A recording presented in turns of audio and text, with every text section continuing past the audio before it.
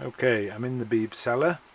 I have here a BBC Model B, unmodified apart from a 1770 disk interface, and down here 32K battery backed RAM module, into which is loaded a new ROM image that I've written. Hanging off the user port, of course, is just a piece of plain ribbon cable down to some coloured cable salvaged from a PC, because it ends in little push fit connectors that I can use. And then on the end of that there is a small module purchased from eBay for about £1.98, I think, and on this we have a real-time clock and a 32K E2 PROM. So the interface these guys use is called I2C. You may or may not be familiar with it, but the purpose of the ROM I've written is to allow us to use I2C devices hanging off the user port. There's probably going to be a long thread about why you can do this and why it does work, etc., but all we can do at the moment is we'll have a quick look. I've got some really 2-minute software dems. They're really nothing to write home about. If I do let's do the E2 E2 test. It's just all this is a little program which is writing some test values to the EEPROM and reading them back again.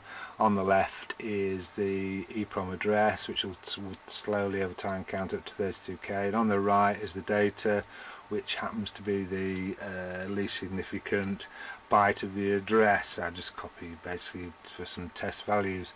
So basically that's successfully writing and reading. It would stop if there was an error. You can see on the scope, if you like that sort of thing, the I2C data pinging away, and that's it really. But what that's just showing, it's a short basic program showing that I can access an I2C E2 PROM. If we look at the thing, it's pretty short. There's 6 calls to the ROM I2C. I think there's 5 writes and 1 read to get the data in and out of the PROM. Okay, the other thing on here is a little real-time clock, we said, didn't we? So that's quite a sophisticated device actually, but I can just do a fairly short program. RTC time, I think, probably do the job. If we run this fella,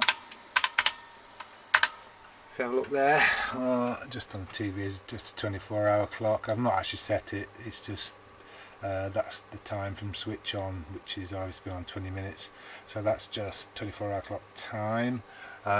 This thing's actually got a battery holder on the back, but I haven't got a battery on, so you could have a battery back clock. So again, have a quick look at the program. What's going on? Well, in this instance it's even shorter. There's 3 commands to read the seconds, minutes and hours, and then just print them onto the TV.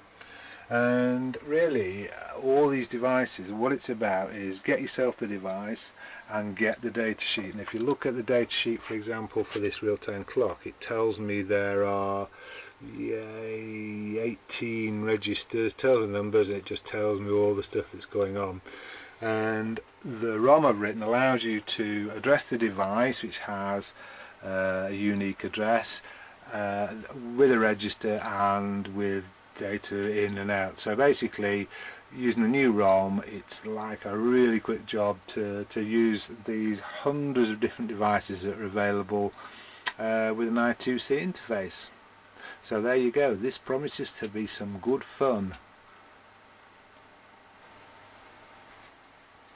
So what I've just done is I've just swapped that RTC and EEPROM module for another one I bought, which was, this was a bit dearer. This I think was more like £3, but this is a bit like you'd find inside a Wii controller, and it's got a little chip that's loaded with accelerometers and gyros effectively.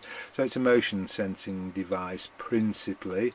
And again, so this something I fancied having a bit of a play with. Looks like good fun.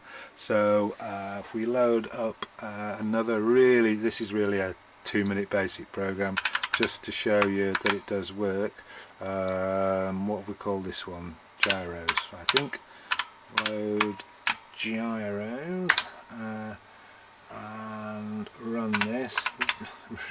Really basic. There you go, a white dot on the screen. So what I'll do now, I'll just get hold of this and start waggling it around, and here all I'm doing is can we do this? Can we do it? There you see that guy there? And just moving him around, and it's a really coarse, just a real rubbish bit of basic programming in there. But if we have a look at it again and once again, you can see actually here I think there's 4 I2C ROM commands, and the rest of it is just my bit of mode 7 peeking and poking to kind of drive that square around on the screen. So there's no scaling, it doesn't use any proper gravity constants, it's just quick and dirty, but it shows its work. Now I think it would probably take you 5 minutes therefore to convert this into maybe a game controller, a joystick. And on that topic, the Wii nunchuck is based on this sort of device, and I do know from reading on the internet that you can hook those up to I2C to computers and use them directly. So I think one of us should be having to play with the Wii nunchuck next. So as I said previously, looks like we've lots of fun to be had with this stuff. Thank you.